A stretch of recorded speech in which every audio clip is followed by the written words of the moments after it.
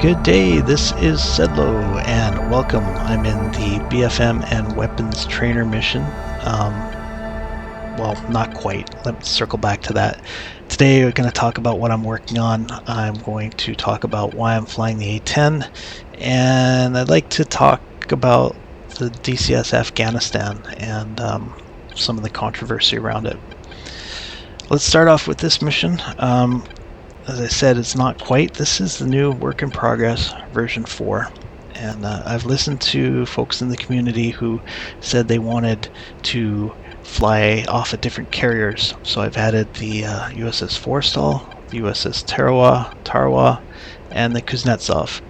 So yeah, Heapler's Forstall is a great thing. Everyone's got it free, and it's a beautiful aircraft carrier. Go use it. If you also own the super carrier, you'll still see super carrier related stuff there. So that's kind of cool. VSTOL, VTOL, Harriers and Helos, you're going to want to fly off the Tarawa. It's an awesome way to go. Harriers off the ship are very challenging. I'm not good at it, but I will get better. I could use this mission to do it. And the Admiral Kuznetsov is in game as well. It is not on fire, it's just a very smoky aircraft carrier, okay? So, not on fire. But you're welcome to make it on fire if you want to go after it. Be my guest. As you can see with the name changes to BFM and BVR weapons trainer, you can now spawn BVR targets about 80 miles away. And like the BFM options, you can spawn Eastern or Western aircraft. You now have the ability to spawn them with semi-active radar homing missiles, so Fox 1. Some of the Soviet aircraft have Fox 2, so you could spawn Fox 2 adversaries, like long-range Fox 2 I'm talking.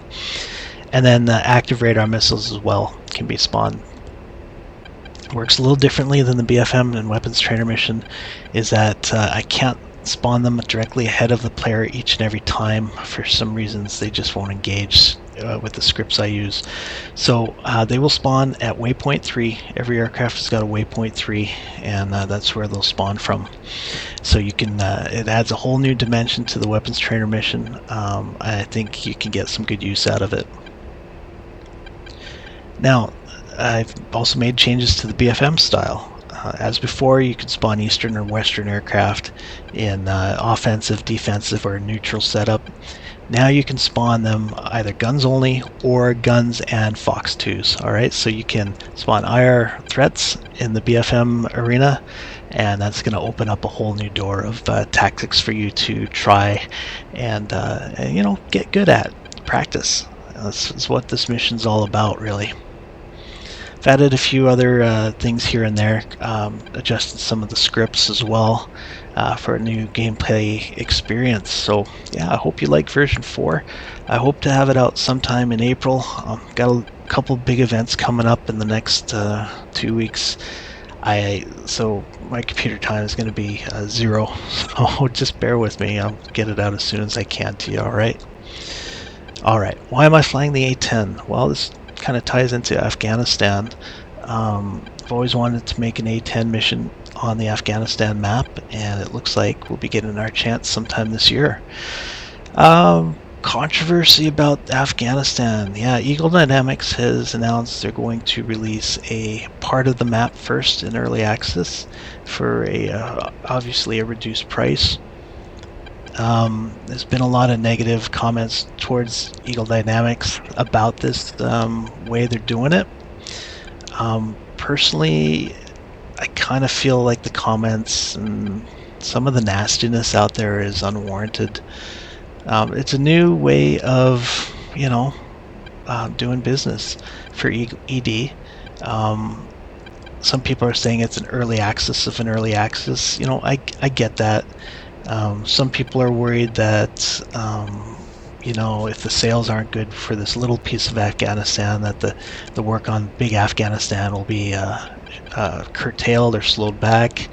I don't think that's the case. I think this is a way that Eagle Dynamics can get more players into the game, possibly, who may not be able to afford the full map. They'll be able to get a little piece of it.